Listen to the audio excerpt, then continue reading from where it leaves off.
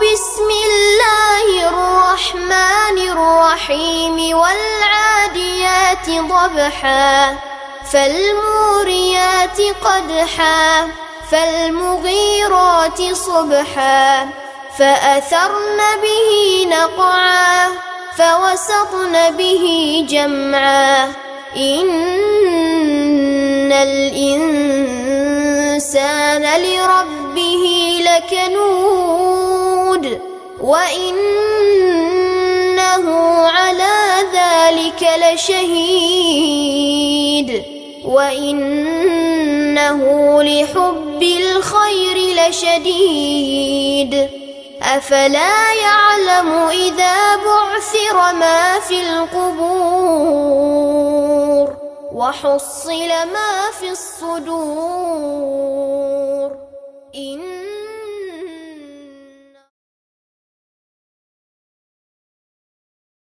அஸ்ஸலாமு அலைக்கும் வரஹ்மத்துல்லாஹி வபரகாத்துஹு.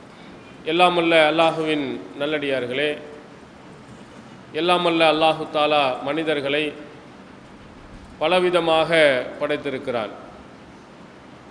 சிலரை செல்வந்தர்களாக, சிலரை ஏழைகளாக, சிலரை அழகுள்ளவர்களாக, சிலரை அழகு குறைந்தவர்களாக, அதிகாரம் மிக்கவர்களாக, அதிகாரம் குறைந்தவர்களாக, அதிகாரம் இல்லாதவர்களாக, இப்படி பல வகைகளில் எல்லாம் அல்ல அல்லாஹு தாலா மனிதனை உருவாக்கியிருக்கிறார்.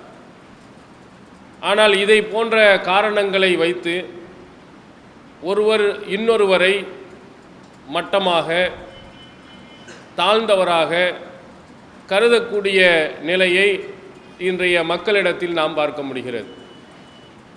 வசதி மிக்கவர்கள் ஏழைகளாக இருக்கக்கூடியவர்களை ஒரு தாழ்ந்தவர்களாக பார்ப்பதும், அழகு மிக்கவர்கள் அழகு குறைந்தவர்களை தாழ்ந்தவராக நினைப்பதும், அதிகாரம் மிக்கவர்கள் அதிகாரம் இல்லாதவர்களை கண்ணியம் இல்லாதவர்களாக பார்ப்பதும் இன்று நாம் நடைமுறையில் இருப்பதை நாம் பார்க்க முடிகிறது.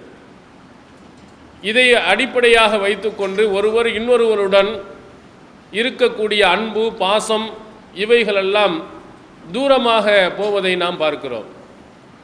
சிலர்களுடன் ஒட்டி வாழக்கூடியவர்கள் சிலர்களை வெட்டிவிடக்கூடியவர்களாக இருப்பதை நாம் பார்க்கிறோம். ஆனால் எல்லாம் வல்ல அல்லாஹு தாலா இந்த அடிப்படையில் மனிதனை படைத்ததற்காக வேண்டி ஒருவனுடைய செல்வத்தின் அடிப்படையிலோ, அழகின் அடிப்படையிலோ, அதிகாரத்தின் அடிப்படையிலோ அல்லது வேறு காரணங்களுக்காக ஒரு மனிதன் இன்னொரு மனிதனை வெறுப்பதும், அவனை தாழ்ந்தவனாக நினைப்பதும் வல்ல அல்லாஹு தாலா வெறுக்குகிறார். ஒருவன் ஈமான் கொண்டவனாக, அல்லாஹுவை முழுமையாக நம்பிக்கை கொண்டவனாக இருக்க வேண்டுமானால் ஒருவருக்கொருவர் அன்புடனும் பாசத்துடனும் நடந்து கொள்ள வேண்டும் என்று எல்லாம் வல்ல அல்லாஹுவினுடைய தூதராக, இறுதி தூதுவராக வந்த நபிகள் பெருமானார் ஸல்லல்லாஹு அலைஹி வஸல்லம் அவர்கள் நமக்கு அறிவுறுத்தியிருக்கிறார்கள். சஹீஹ் முஸ்லிமில் இடம்பெறுகிறது, லா ததுஹுலுல் ஜன்னத ஹத்தா துமினு, நீங்கள் ஈமான் கொள்ளாத வரை நீங்கள் சொர்க்கத்திற்கு நீங்கள் நுழைய முடியாது. வலா துமினு ஹத்தா தஹாபு, நீங்கள் ஒருவருக்கொருவர் அன்பு செலுத்தாத வரை நீங்கள் ஈமான் கொண்டவர்களாகவும் ஆக முடியாது என்று குறிப்பிட்டார்கள். ஒருவன் சொர்க்கத்திற்கு செல்ல வேண்டுமானால், ஜன்னத்தில் நுழைய வேண்டுமானால் உங்கள் ஒருவருக்கொருவர் அன்பும் பாசமும் நிறைந்திருக்க வேண்டும். இந்த அன்பும் பாசமும் உங்களிடத்தில் வரவில்லையானால் நிச்சயமாக நீங்கள் ஈமான் கொண்டவர்களாக முடியாது.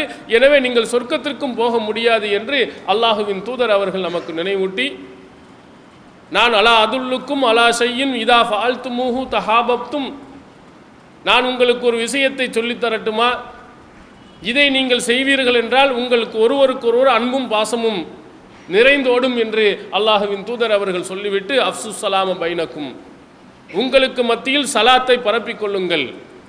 எவ்வளவு உயர்ந்தவனாக இருக்கட்டும், தாழ்ந்தவனாக இருக்கட்டும், அழகுள்ளவனாக இருக்கட்டும், அதிகாரம் படைத்தவனாக இருக்கட்டும், எல்லாரிடத்திலையும் அன்புடனும் பாசத்துடனும் நீங்கள் சலாத்தை சொல்லுங்கள்.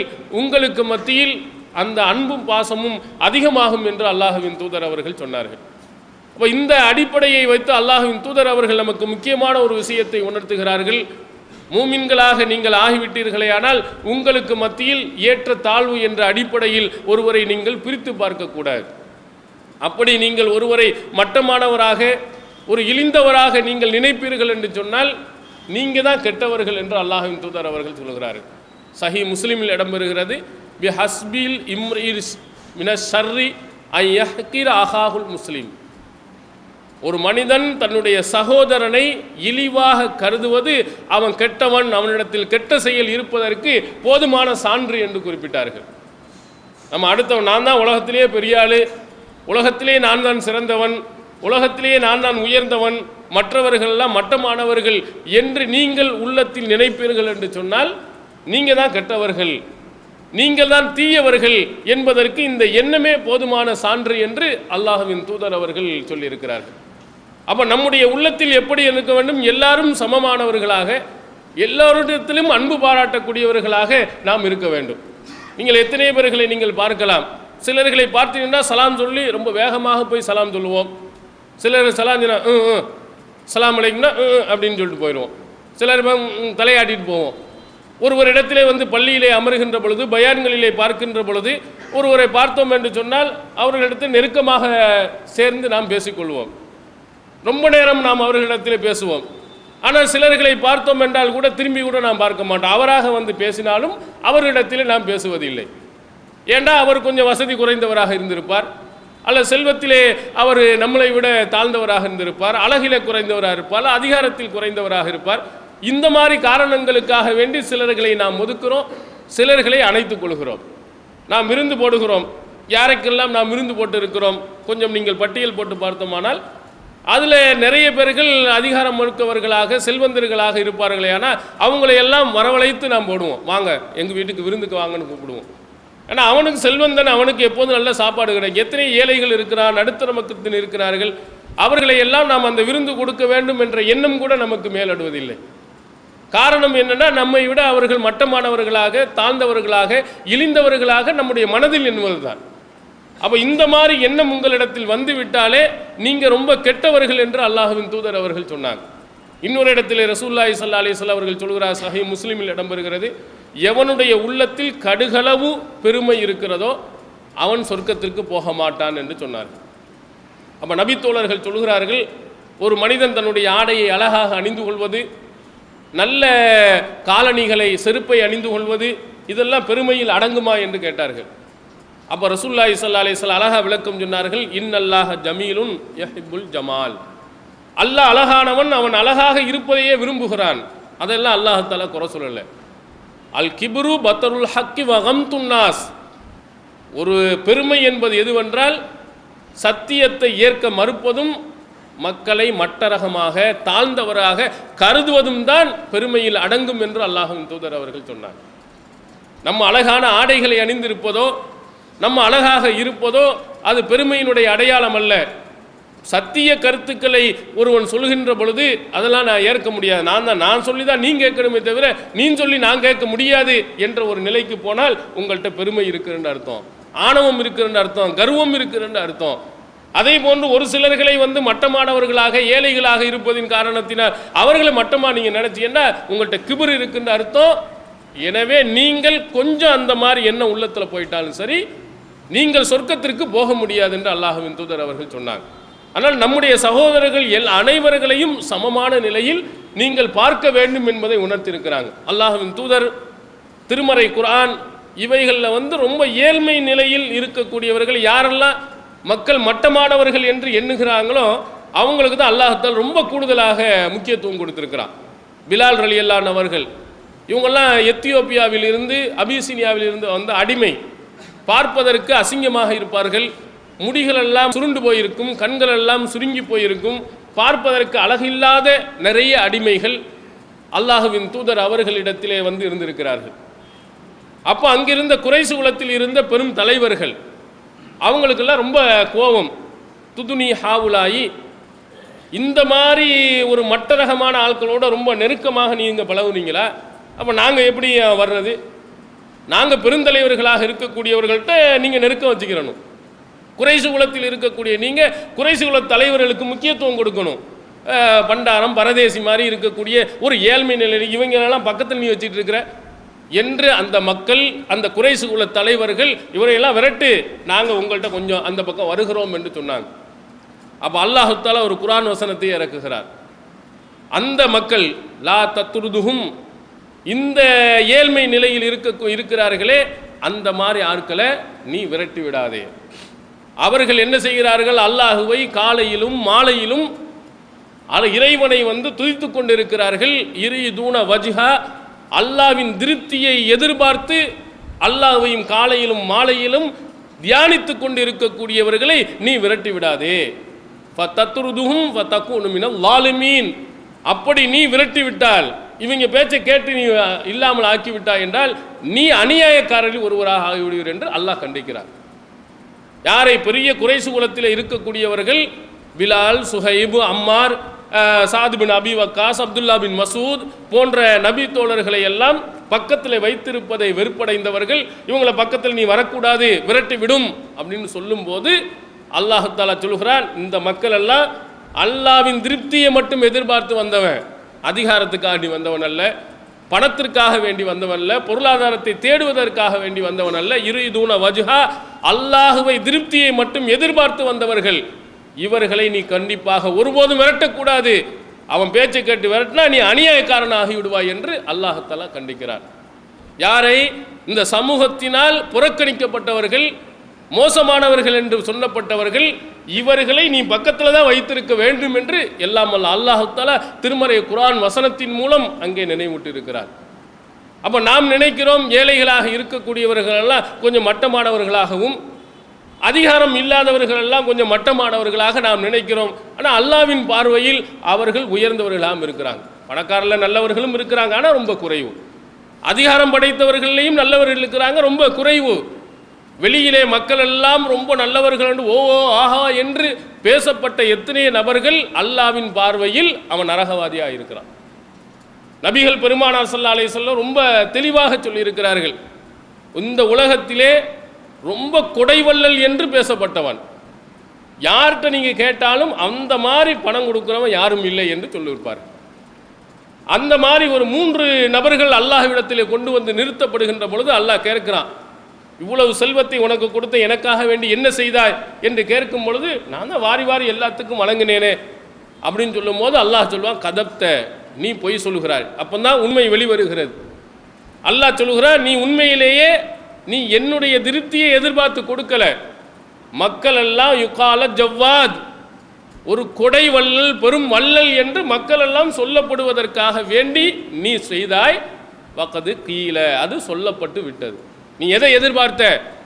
மக்களிடத்தில் நல்ல பெயர் எடுக்க வேண்டும் என்று எதிர்பார்த்தாய், அது இந்த உலகத்தையே சொல்லிட்டான். ஆனால் எனக்காக வேண்டி நீ எதுவும் செய்யவில்லை என்று அவனை நரகத்தில் தூக்கி போடுகிறார். அதே மாதிரி இன்னொருத்தன் காரி, ரொம்ப அழகாக கிராத்து ஓதுவான், தொழுகையாளியாக இருந்தான். பார்த்த மக்கள் யாரிடத்தில் கேட்டாவார், அந்த மாதிரி தொழுகையாளி யாரும் இல்லை என்று சொல்வார்கள், அழகாக ஓதுபவர் யாரும் இல்லை என்று சொல்வார்கள். அப்போ அவனையும் கொண்டு போய் அல்லாஹ் தஆலா நரகத்தில் தூக்கி போட்டான். எதற்கு தூக்கி போடுகிறான்? மக்கள் எல்லாருமே நல்லவர் தான் பேசினார்கள், மக்கள் எல்லாருமே இவன் நல்ல காரி என்று சொன்னார்கள், அழகான தொழுகையாளி என்று சொன்னார்கள். ஆனால் அல்லாஹ்வுக்காக செய்யவில்லை, மற்றவர்கள் பேச வேண்டும் என்பதற்காக செய்தார். அதே மாதிரி தன்னுடைய உயிரையே அல்லாஹ்வின் பாதையிலே கொடுத்தான், அதுவும் கூட எதற்காக? நான் வீரன் என்று காட்டுவதற்காக. இவையெல்லாம் எங்கே வெளிப்படுகிறது என்று சொன்னால் அல்லாஹ்வுடைய முன்னிலையில், சன்னிதானத்தில் வெளிப்படுகிறது. அல்லாஹ் அங்கே விளக்குவான். நமக்கெல்லாம் பார்க்கின்ற பொழுது எல்லாரும் ரொம்ப நல்லவமாக நினைக்கலாம், ஆனால் உண்மையில் அவனையும் கெட்டவன் இருப்பான். நீங்கள் கெட்டவர்கள் என்று நிறைய பேர்கள் நீங்கள் நினைக்கலாம், அதில் உயர்ந்தவர்கள் நிறைய பேர் இருப்பான். நபி ஸல்லல்லாஹு அலைஹி வஸல்லம் அவருடைய காலத்தில் இந்த மாதிரி எண்ணம் இருந்தனால அதை பூரா உடைத்து எறிந்திருக்கிறாங்க. யாரையும் மட்டமாக நினைக்காத. பிலாலைத்தான் ரொம்ப மட்டமாக நினைத்தார்கள். அல்லாஹ்வின் தூதர் அவர்கள் அவங்களோட ரொம்ப நெருக்கமாக இருந்தாங்க. பெருநாள் தொழுகையில் ரசூலுல்லாஹி ஸல்லல்லாஹு அலைஹி வஸல்லம் அவர்கள் பிலாலின் மீது சாய்ந்து கொண்டு தான் பயான் பண்ணுவாங்க. சஹீஹ் புகாரி நீங்கள் பார்க்கலாம். ஒரு அழகுமிக்க, ஒரு உயர்ந்த குலத்தில் இருந்த, குறைஷ் குலத்திலே இருந்த நபி ஸல்லல்லாஹு அலைஹி வஸல்லம் ஒரு கருப்பினத்து அடிமையாக இருந்தவர்கள் மீது சாய்ந்து கொண்டு அவர்கள் பயான் பண்ணுறாங்க. அதான் அவனால் பொறுக்க முடியவில்லை. ஒரு தாழ்த்தப்பட்டவனுடன் இவ்வளவு நெருக்கமா? ஒரு உயர்ந்த குலத்தவன் இந்த தாழ்ந்த நிலையில் இருப்பவனுடன் சேர்ந்து இருப்பதா? என்னால் அவனால் ஜீரணிக்க முடியவில்லை. ஆனால் இஸ்லாம் ஜீரணிக்க சொல்லுகிறது. எல்லாம் ஆதமுடைய மக்கள் தான், நீ அடுத்தவனை தாழ்வாக நினைக்க கூடாது என்பதற்காக ரசூலுல்லாஹி ஸல்லல்லாஹு அலைஹி வஸல்லம் அவர்கள் பிலாலுடன் அப்படி நடந்து கொண்டார்கள். இரக்க குணம் கொண்டோரே, அஸ்ஸலாமு அலைக்கும். தாய் தந்தையரையோ அல்லது இதில் ஏதாவது ஒருவரையோ இழந்து வாடும் ஆதரவற்ற பிள்ளைகள் நம் சமுதாயத்தில் ஏராளம். பெற்றோர்களின் அரவணைப்பின்றி ஏங்கித் தவிக்கும் இவர்களுக்காகவும், பெற்றோர்கள் இருந்தும் வறுமையின் காரணமாக வாழ்வாதாரத்திற்கு வாடிக்கொண்டிருக்கும் சிறுவர்களுக்காகவும் விசாலமான கட்டிடத்தில் அர்-ரஹ்மான் சிறுவர் ஆதரவு இல்லம் செயல்பட்டு வருகிறது.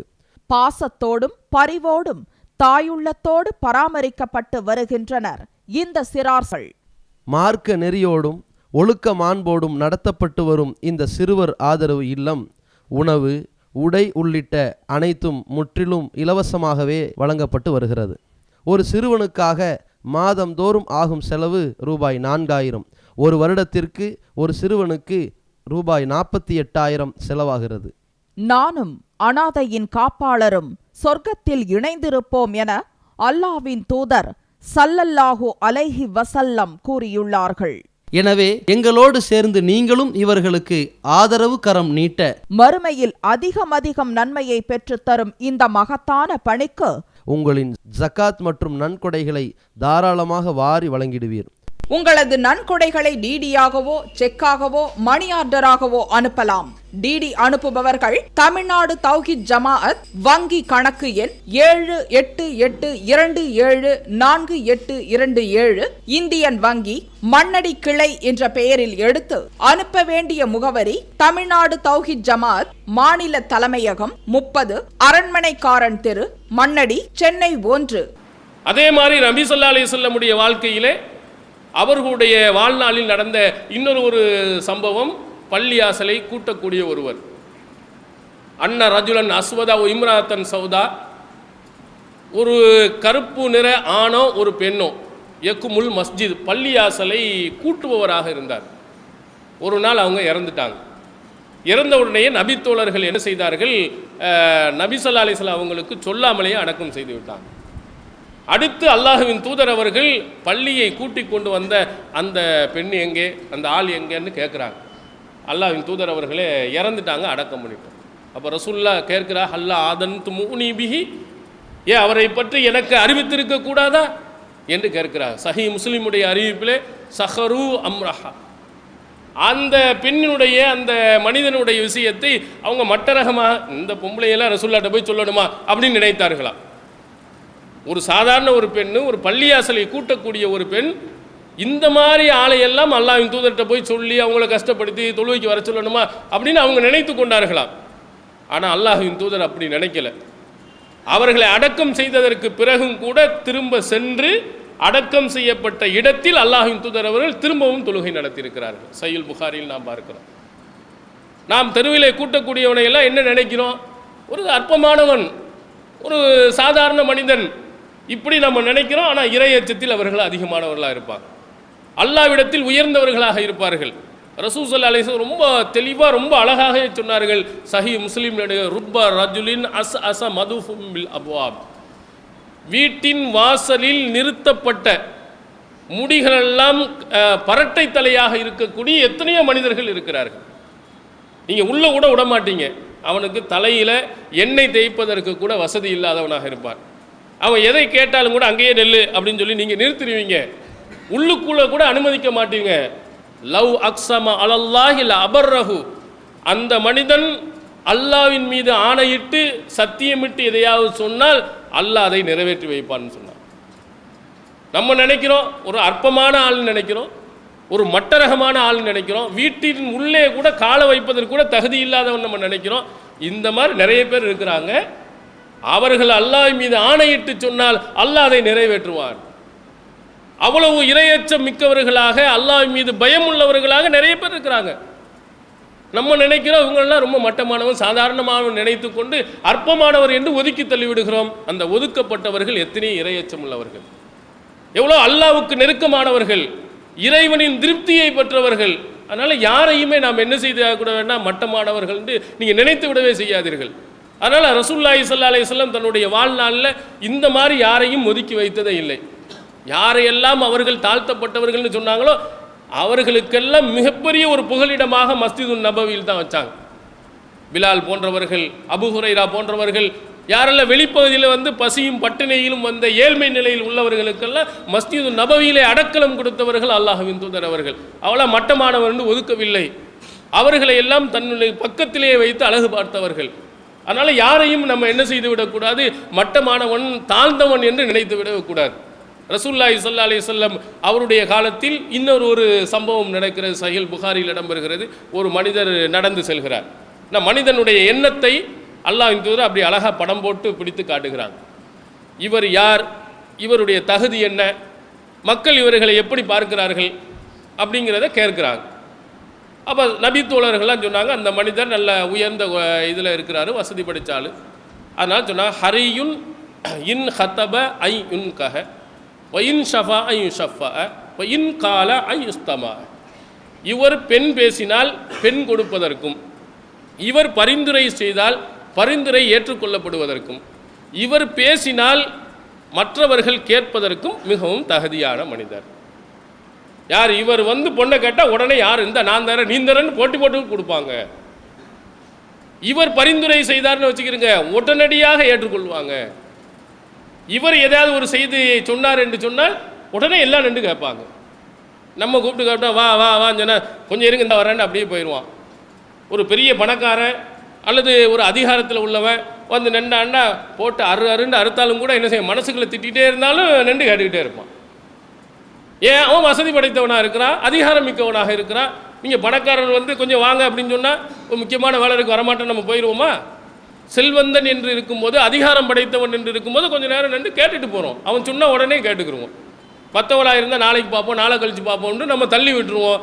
அதிகாரம் படைத்தவன் வசதி படைத்தவனுக்கு அப்படி நடப்போம். அந்த மாதிரி ஆள் கொஞ்ச நேரத்தில் இன்னொரு மனிதர் ரஜுலும் மினல் ஃபுக்கராயில் முஸ்லிமீன், முஸ்லீம்களில் உள்ள ஒரு ஏழை, ஒரு ஃபக்கீர் அப்படி நடந்து போகிறார்.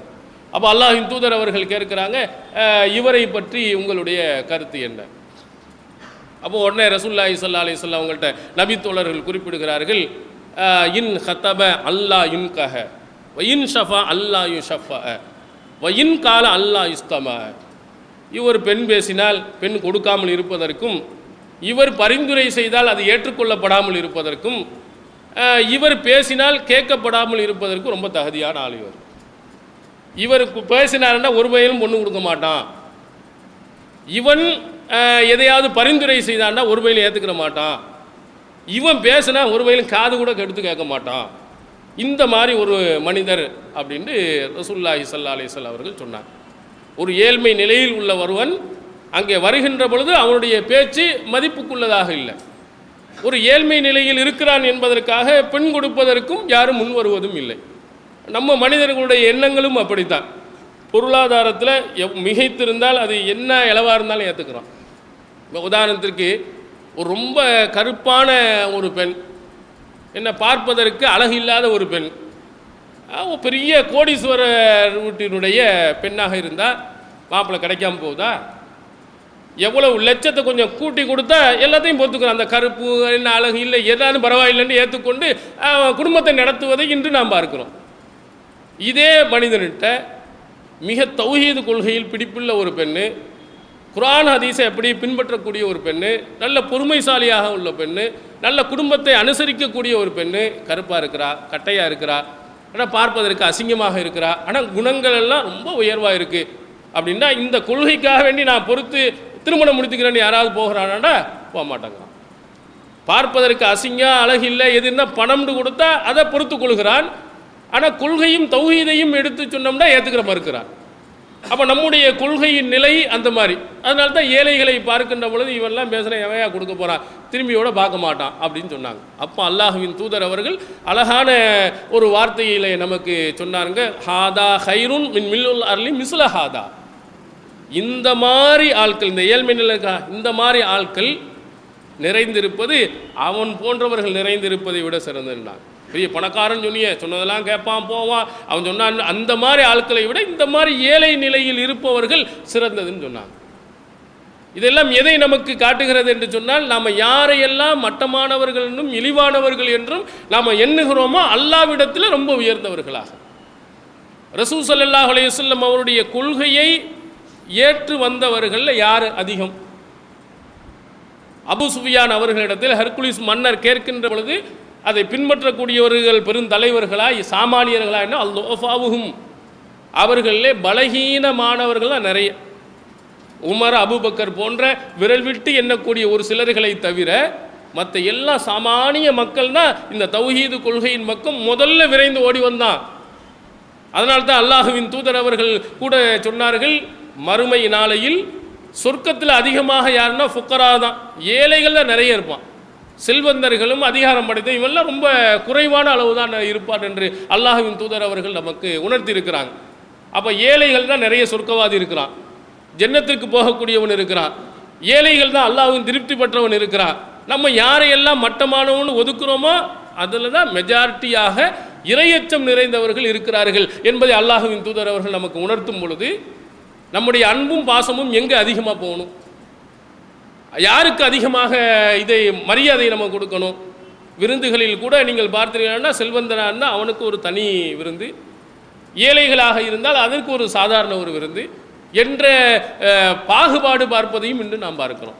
ஆனால் நம்ம ரொம்ப முக்கியத்துவம் கொடுக்க வேண்டியது யாருன்னா இந்த மாதிரி ஏழைகள் யாரெல்லாம் ஒதுக்கப்படுகிறார்களோ அந்த மாதிரி ஆட்களை தான் நம்ம அரவணைக்க வேண்டும்.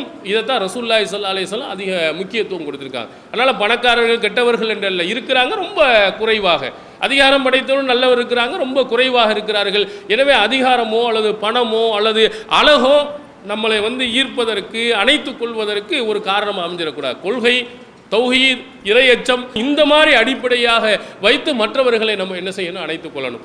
அடுத்ததாக ரசூலுல்லாஹி ஸல்லல்லாஹு அலைஹி வஸல்லம் இன்னொரு விஷயத்தை நமக்கு நினைவூட்டிருக்கிறாங்க. இந்த மாதிரி நீங்கள் ஏழை எளியவர்கள் இவர்களோடு நீங்கள் சேர்ந்திருக்கும் பொழுது, அன்பு பாசத்தை நீங்கள் பாராட்டுகின்ற பொழுது உங்களுக்கு கிடைக்கக்கூடிய நன்மை என்ன? அவர்கள் உண்ணப்பூர்வமாக மனப்பூர்வமாக உங்களுக்காக வேண்டி செய்யக்கூடிய துவாக்கள் கண்டிப்பாக அல்லாஹ் ஏற்றுக்கொள்கிறார். சஹி முஸ்லிமில் இடம்பெறுகிற தாவத்துல் மர்இல் முஸ்லிமி பிலகிரில் கைபி முஸ்தஜாபா. ஒரு முஸ்லிமான ஒரு மனிதன் அவன் அல்லாத போது கேட்கப்படக்கூடிய துவா அல்லாஹுவால் அங்கீகரிக்கப்படுகிறான். ஒரு பணக்கார ஒரு அதிகாரம் படைத்தவன் உங்களுக்காக வேண்டி தனியாக பள்ளியாசலில் இருந்து உங்களுக்கு துவா செய்வானா? யார் செய்வா? அதிகமாக செய்வதற்கு வாய்ப்புகள் யார் இருக்கிறது? சல்மான் குர்சி திண்டு இருக்கார், வெளியுறவுத்துறை அமைச்சர், அவரை பார்க்குறதுக்கே நேரம் கிடைக்காது உங்களுக்கு. அவர்கிட்டையெல்லாம் போய் ரொம்ப நெருக்கத்தோடு நீங்கள் பாசத்தோடு இருந்தால் அவர் பள்ளியாசலில் உங்களுக்கு துவா செய்வாரா? பெரிய வசதி படைத்தவராக இருக்கக்கூடியவர்கள்லாம் நம்மை நினைத்து பார்ப்பார்களா? அப்படியே பார்க்கலாம். ஒரு ஏழையாக இருக்கக்கூடியவன்கிட்ட போய் நீங்கள் பேசி பாருங்கள், அவனோட அன்பு செலுத்தி பாருங்கள். ஆனால் நம்ம ஏழ்மை நிலையில் இருந்தாலும் யாரும் கண்டுகொள்ளாத நேரத்துலையும் நம்மோட அன்பு பாராட்டுகிறார், விருந்து கொடுக்குறான், நல்லா பேசுகிறார், அன்போடு எல்லா கஷ்டங்கள்லாம் உதவி செய்கிறார் அப்படின்னு சொல்லும்போது உங்களுக்காக வேண்டி நீங்கள் இல்லாத நேரத்தில் அவன் தான் துவா செய்வான். அவனுடைய துவாவுக்கு ரொம்ப முக்கியத்துவம். யாரும் இல்லாத நேரத்தில், நீங்கள் இல்லாத நேரத்தை உங்களுக்காக வேண்டி தனியாக அவன் செய்யக்கூடிய துவாவை அல்லாஹ் அங்கீகரிக்கிறான். அப்போ இந்த மாதிரி ஏராளமான நன்மைகள் மனிதர்களை மனிதர்களாக நாம் நேசிக்கின்ற பொழுது, மனிதர்களிடத்திலே அன்பு பாராட்டுகின்ற பொழுது நமக்கு கிடைக்கும். அதனால தான் ரசூலுல்லாஹி ஸல்லல்லாஹு அலைஹி வஸல்லம் அவர்கள் அழகாக சொன்னாங்க, எந்த ஒரு முஃமினானா இருந்தாலும் சரி அவனை பார்க்கும் பொழுது அன்புடன் முகத்தோடு நிற்பார். லா தஹ்கிரன்ன மினல் மஅரூஃபி ஷையா வலவ் அன் தலக்கா அஹாக்க பி வஜிஹின் தல். எந்த ஒரு நல்லறத்தையும் அற்பமானதாக நினைச்சிடாத, நல்லறத்திலையும் நினைக்காத. உன்னுடைய சகோதரனை மலர்ந்த முகத்துடன் நீ பார்ப்பது உட்பட எதையும் அற்பமாக நினைக்காத. அவனை வரும்போது வாங்க அப்படின்னு ஒரு சந்தோஷம் மகிழ்ச்சியோடு நீ பாரு. ஏன்டா இந்த சனியை வந்தான், இவன் எதுக்காக நம்மளை உயிரெடுக்க வந்தானோ, என்ன செய்ய போகிறானோ அப்படின்னு நீங்கள் பார்ப்பது கூட உங்களுக்கு நன்மை இலக்கு செய்துவிடும். அப்போ உங்களுடைய நண்பரை, உங்களுடைய சகோதரனை யாராக இருந்தாலும் மனமகிழ்ச்சியுடன் நீங்கள் வரவேறுங்கள். அவர்களுக்காக மரியாதை நீங்கள் கொடுங்கள், அவர்களையும் உயர்ந்தவர்களாக நீங்கள் கருதுங்கள். நிச்சயமாக வல்ல அல்லாஹ்விடத்தில் மிகப்பெரிய ஒரு நன்மையை நமக்கு ஈட்டித்தரும். எனவே உலக மனிதர்களுடைய உயர்ந்தவன் தாழ்ந்தவன் யார்? இறையச்சத்தின் அடிப்படையில் தான் ஒருத்தன் உயர்ந்தவனாக தாழ்ந்தவனாக முடியுமே தவிர பொருளாதாரத்தின் அடிப்படையில் உயர்ந்தவன் தாழ்ந்தவன் என்று நாம் கண்டுபிடிக்க முடியாது. அதுவும் இந்த உலகத்தில் இறையச்சத்தை நாம் கண்டுபிடிக்க முடியாது. எத்தனை நபர்கள் இந்த உலகத்தில் மக்களினால் மிக உயர்ந்தவராக போற்றப்பட்டவர்கள் மறுமை நாளில் நரகவாதிகளாக போயிடுறான். எத்தனை நபர்கள் மட்டமானவர்களாக கருதப்பட்டவர்கள் வல்ல ரஹ்மானிடத்தில் உயர்ந்த அந்தஸ்தில் என்ன செய்கிறார்? போய்விடுகிறார். பிலால் போன்றவர்கள் எல்லாம் அவ்வளோ மட்டமானவர்களாக குறைசுகள் நினைத்தவர்கள் அல்லாஹ்வின் தூதர் அவருடைய வாயினால் இந்த உலகத்திலேயே சொர்க்கவாதி என்று சொல்லப்பட்டு போனவர்கள். அப்போ அந்த மாதிரி நிறைய பேர்கள் இந்த உலகத்தில் இருக்கிறார்கள். எனவே அந்த மாதிரி ஏழ்மை நிலையில் இருக்கக்கூடியவர்களையும் நாம் மரியாதை கொடுத்து அவர்களுக்கும் மரியாதை செலுத்தி வல்ல ரஹ்மான் காட்டிய அந்த அடிப்படையில் அவர்களுடன் அன்பு செலுத்தி மறுமை நாளையில் சொர்க்கத்திற்கு போகக்கூடியவர்களாக எல்லாமல் அல்லாஹ் தஆலா நாம் அனைவரையும் ஆக்கியல்வானாக. எல்லாமல்ல அல்லாஹுவின் நல்லடியார்களே, மனிதர்களை நாம் உயர்வானவர்களாக கருத வேண்டும், மட்டமானவர்களாக கருதக்கூடாது என்பதற்கு திருமறை குர்ஆனுடைய வசனங்களையும் ஹதீஸ்களையும் நாம் பார்த்திருக்கிறோம். அதில் திருமறை குர்ஆனில் அந்த எண்ணத்தை நம்முடைய பிள்ளைகள் சிறு வயதிலிருந்தே ஒரு எண்ணம் உள்ளவர்களாக, அனைவர்களையும் மதிப்பவர்களாக, மரியாதை கொடுப்பவர்களாக வளர்க்க வேண்டும் என்பதையும் அல்லாஹ் ரஹ்மான் நமக்கு உணர்த்தியிருக்கிறார். சின்ன குழந்தைகளையே திமிரு பிடித்தவராக, ஆணவம் உள்ள குழந்தைகளாக, மரியாதை செலுத்தாத குழந்தைகளாக என்ன செய்யக்கூடாது, நம்ம வளர்த்துடக்கூடாது. அதற்கு லுக்மான் அலைஹிஸ்ஸலாமுடைய வரலாறை அல்லாஹ் தஆலா சொல்லி அவர்கள் தொழுகை முறையையும் எடுத்து சொல்லி தன்னுடைய பிள்ளைக்கு சொல்கிறார், வலா துஸஹிர் ஹத்தக லின்னாஸ் வலா தம்சி ஃபில் அர்லி மரஹா. உன்னுடைய கன்னத்தை மக்களை விட்டும் திருப்பி விடாதே, நான் பெரிய ஆளுங்கிற மாதிரி திருப்பிட்டு போயிடாதே, பூமியில் ஆணவத்தோடு நீ நடந்து விடாது என்று தன் பிள்ளைக்கே ஆரம்பத்திலிருந்தே ஊட்டி வளர்க்கிறார். அப்போ நம்முடைய குழந்தைகளும் வளருகின்ற பொழுதே அடுத்தவர்களை மரியாதையுடன் நடத்தக்கூடியவர்களாக, அடுத்தவர்களை மதிக்கக்கூடியவர்களாக, எல்லாரும் கண்ணியமிக்கவர்கள் என்று அவர்கள் பார்க்கக்கூடியவர்களாக நம்முடைய பிள்ளைகளை கூட நாம் உருவாக்க வேண்டும் என்று திருமறை குர்ஆன் நமக்கு உணர்த்துகிறது. எனவே வல்ல ரஹ்மான் நமக்கு காட்டிய அடிப்பில் நம்முடைய குழந்தைகளையும் நாமும் மற்ற அனைவர்களையும் மதிப்பவர்களாக, மரியாதை செலுத்தக்கூடியவர்களாக எல்லாமல் அல்லாஹ் தஆலா அருள் புரிவானாக. வாஹிர் தாவனா அல்ஹம்துலில்லாஹ். அல்லாஹ்